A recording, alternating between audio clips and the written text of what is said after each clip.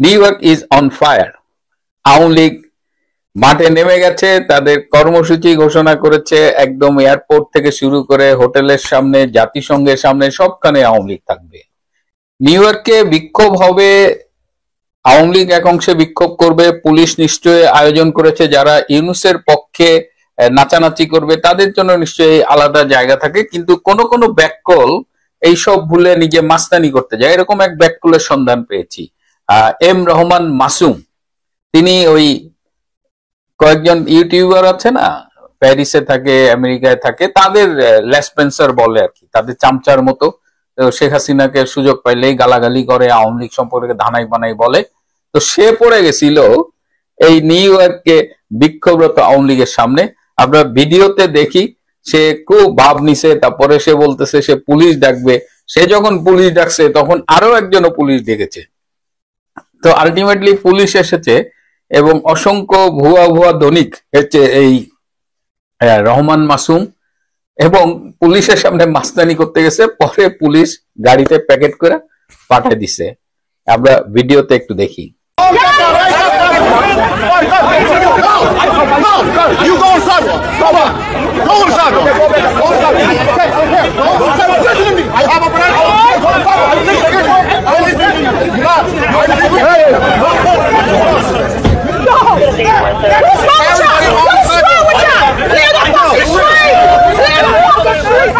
বন্ধুরা, এইটা একটা স্পেশাল ছোট্ট একটা এপিসোড, আমরা একটু জাস্ট একটু ওয়ার্ম আপ এপিসোড বলা যায়।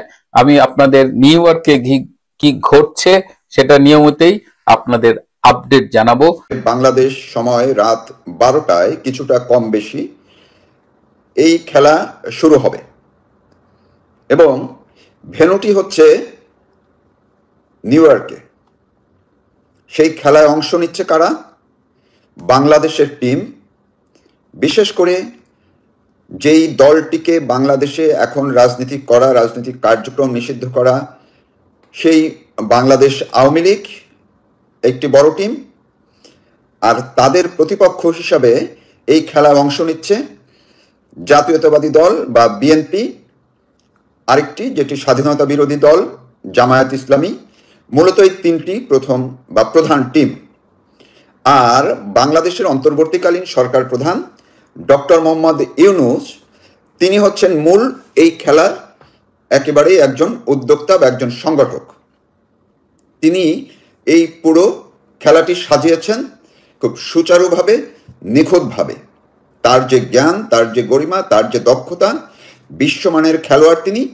আজকে রাতে কিন্তু সেটি তিনি প্রমাণ করে দিবেন, এবং সেই ভেন্যুটি একেবারেই সেই আমেরিকার মাটিতে, নিউ ইয়র্কে। এই মুহূর্তে আমি যখন আপনাদের সঙ্গে কথা বলছি, এখন থেকে 9 ঘন্টার একটু কম বেশি সময় পরেই তিনি যুক্তরাষ্ট্রের নিউ ইয়র্কে পৌঁছবেন, অর্থাৎ সেখানকার বিমানবন্দরে তাকে বহনকারী ফ্লাইটটি ল্যান্ড করবে। এই মুহূর্তে তিনি আছেন আকাশে। আরও কিছুক্ষণ আগে, ঘন্টা 3-4 আগে তিনি দুবাই থেকে রওনা করেছেন, এবং তিনি যে বিমানে আছেন সেই বিমানটির ছবি আমরা দেখেছি। ভিতরে বাংলাদেশ থেকে যখন রওনা করেছেন সেখানে আছেন তার যে সহযাত্রী ডক্টর মোহাম্মদ ইউনূস, যাদেরকে তার সঙ্গে করে নিয়ে গেছেন সেই বিএনপির মহাসচিব মির্জা ফখরুল ইসলাম আলমগীর, আছেন জামাতের নাইবে আমির ডাক্তার আবু মোহাম্মদ তাহের, আছেন এনসিপির আক্তার হোসেন, ডাক্তার জারা তসনিম, আছেন 6 জন উপদেষ্টা তার সঙ্গে গেছেন। উপদেষ্টারা আবার একসাথে যাননি, ওনার সঙ্গে সবাই যাননি, কেউ আগের দিন গেছেন, কেউ আবার পরে যাবেন, এইভাবে।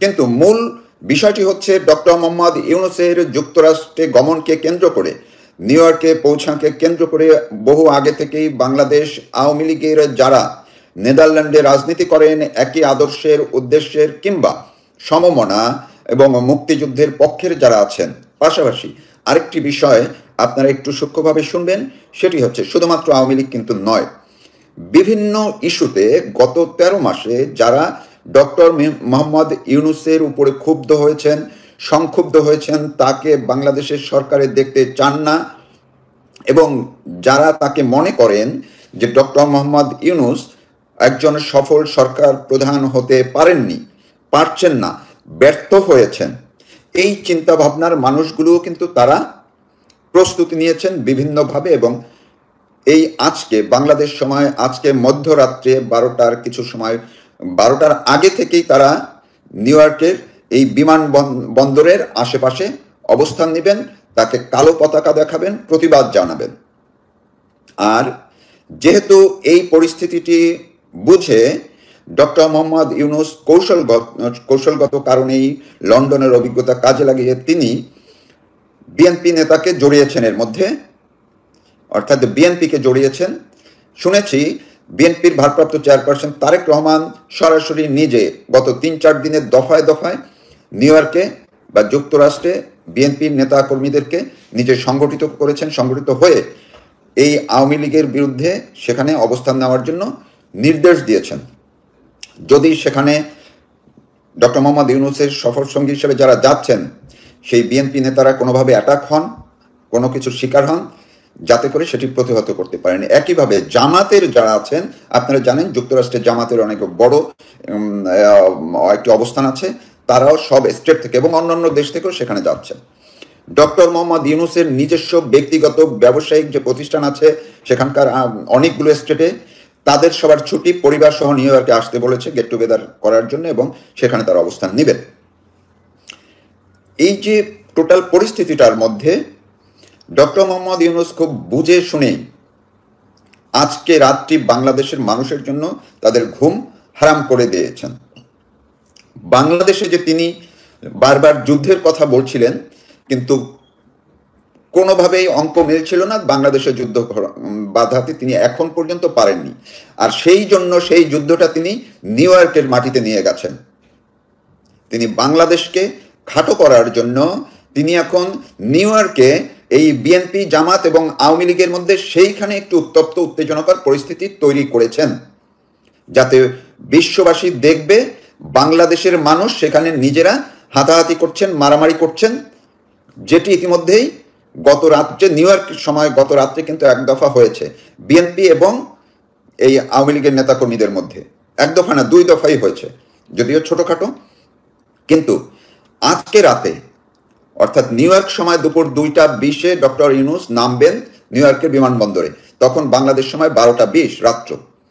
এই সময়টিতে আপনারা বুঝুন যে ডক্টর ইউনূস কতটা ধুরন্ধর প্রকৃতির মানুষ। তিনি বাংলাদেশে যেহেতু এই মুহূর্তে গত এই কয়েক মাসে যে মবগুলো হয়েছে, মব ভায়োলেন্স কিংবা মব কিলিং ছাড়া আওয়ামী লীগ, বিএনপি বা জামাত, জাতীয় পার্টির অফিসে এনসিপি এবং নুরুর দল ভাঙচুর নিয়ে গন্ডগোল হয়েছে, ভাঙচুর করেছে, অগ্নিসংযোগ হয়েছে সেটি। কিন্তু আওয়ামী লীগ বিএনপির মধ্যে বড় কোনো মুখোমুখি সংঘর্ষ হয়নি। যেহেতু তিনি এটি পারেননি ঘটাতে যুদ্ধের মতো পরিস্থিতি, বরং দেশে তার বিরুদ্ধে যে জনরোষ তৈরি হচ্ছে, বিভিন্নভাবে মানুষ ভুগছে, সাধারণ মানুষ এখন তার বিরুদ্ধে কথা বলছেন, এই পরিস্থিতিটাকে অন্যদিকে নিয়ে যাওয়ার জন্য, রাজনৈতিক উত্তেজনা বাড়ানোর জন্য তিনি এখন বাংলাদেশের যুদ্ধ পরিস্থিতি, বাংলাদেশের রাজনৈতিক অস্থিরতাকে নিউ ইয়র্কে পৌঁছে দিয়ে নিউ ইয়র্কে ঘটানোর জন্য, অস্থিতিশীল করার জন্য এবং নিউ ইয়র্কে যখন আপনাদের এই বিএনপি, জামাতের সঙ্গে আওয়ামী লীগের যদি মুখোমুখি কোনো পরিস্থিতি তৈরি হয়, সেটি যে বাংলাদেশেও তাৎক্ষণিক প্রভাব পড়বে। ধরুন, আমি উদাহরণ দিচ্ছি, আমি চাই না যে এমন কিছু হোক, কেউ অন্তত পক্ষে চাই না, যারা শান্তিতে বিশ্বাস করি।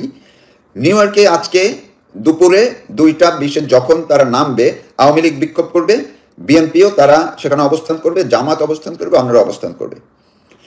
কোনো পরিস্থিতিতে সেখানে যদি খুব বড় কোনো ঘটনা ঘটে যায়, তাৎক্ষণিকভাবে বাংলাদেশে ওই রাত্রেবেলায় বিএনপি কিংবা ছাত্রদল কিংবা জামাতের তারা বসে থাকবেন, তারা নিশ্চয়ই আবার অস্থির হয়ে, উত্তেজিত হয়ে টিভি বন্ধ করে তারা পথে নেমে যাবে। এই যে বিশৃঙ্খল অবস্থা, এবং যদি পথে নেমে যায়, যদি নতুন কোনো পরিস্থিতি তৈরি হয়, তখন কি হবে? অনেকেই আবার বলছেন তারা যখন নিউ ইয়র্কে থাকবেন, সেনাবাহিনীর সতর্ক একটা অবস্থানে থাকবেন, তো সেদিকে আমি যেতে চাই না, কারণ সেটি পরিস্থিতি আজকে রাত্রে বোঝা যাবে।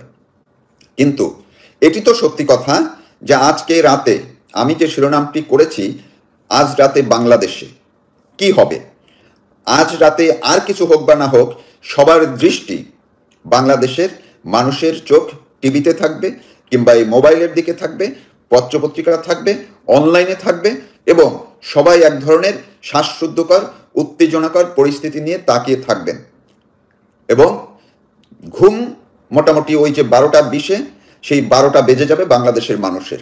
ডক্টর মোহাম্মদ ইউনূস এই কাজটি করেছেন।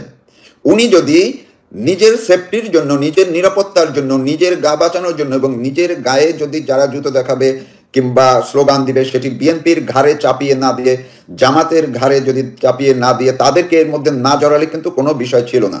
তিনি যেতেন, তার বিরুদ্ধে হয়তো বিক্ষোভ হতো, তিনি সভা করে জাতিসংঘের সাধারণ অধিবেশনে অংশ নিয়ে তিনি চলে আসতেন। তিনি সেই শান্তিপূর্ণ অবস্থানটি চাননি বলে আজকে রাতে বাংলাদেশের মানুষের ঘুম হারাম করে সব মানুষ যাতে টিভির পর্দায় নিউ ইয়র্কের দৃশ্য দেখার জন্য উত্তেজিত হয়ে এক ধরনের কৌতূহল নিয়ে তারা তাকিয়ে থাকেন, বসে থাকেন এবং এই ঘটনা শুধু 12:20 শুরু হবে সেটি না, এমনও হতে পারে আগে এবং আরো দীর্ঘ সময় পর্যন্ত চলবে। এমন পরিস্থিতিটি, আবারও আমি এইটুক বলে শেষ করছি, এই পরিস্থিতিটি ডক্টর মোহাম্মদ ইউনূস তৈরি করেছেন খুব সুকৌশলে, ধুরন্ধর পরিকল্পনা, মেটিকুলাস ডিজাইনের। এটিও কিন্তু মেটিকুলাস ডিজাইনটা এখন গালি হয়ে গেছে, কিন্তু এটিও তার অংশ। আপনারা আবার ভাবুন, তিনি বিএনপি এবং জামাতকে কেন নিয়েছেন? বাংলাদেশে মূলত অস্থিরতা বাড়ানোর জন্য, রাজনৈতিক পরিস্থিতি উদ্বেগপূর্ণ করার জন্য, উত্তেজনাকর করার জন্য। অন্যদিকে নিউ ইয়র্কে গিয়ে সেখানে এই বিএনপি জামাতের তাদের মধ্যে এতদিনকার সৌহার্দ্যপূর্ণ অবস্থা বিচ্যুতি ঘটানোর জন্য, সেইখানেও একটা অস্থিরতা, সেইখানেও একটা আতঙ্ক ছড়ানোর জন্য, সংঘাতপূর্ণ অবস্থান তৈরি করার জন্য এবং বিশ্ববাসীকে দেখানোর জন্য যে বাংলাদেশ আসলে রাজনৈতিকভাবে অস্থিতিশীল। দেখেন নিউ ইয়র্কে এসেও এই জামাত, বিএনপি এরা নিজেরা মারামারি করে, এই কথাটি কিন্তু আপনারা মনে রাখবেন। তখন কিন্তু সিনে ডক্টর ইউনূস থাকবেন না, তিনি বলবেন মারামারি করেছে কারা? এটা তো রাজনৈতিক মারামারি করেছে আওয়ামী লীগ, বিএনপি, জামাত, তারা করেছে, আমি তো আর মারামারি করতে যাইনি। কিন্তু ঘটনাটা যে তিনি ঘটিয়ে ফেললেন সেটি কিন্তু আর তখন আড়ালে চলে যাবে। তো বিষয়টি আপনারা অন্ততপক্ষে বুঝবেন এবং রাত্রে দেখতে থাকুন কোন দিকে যায় দৃশ্য, এই খেলাধুলা কেমন হয়, খেলাটি কতটা জমে, নাকি আমরা যে শান্তির আশা করছি, প্রত্যাশা করছি সেই শান্তিপূর্ণভাবেই সবকিছু হয়।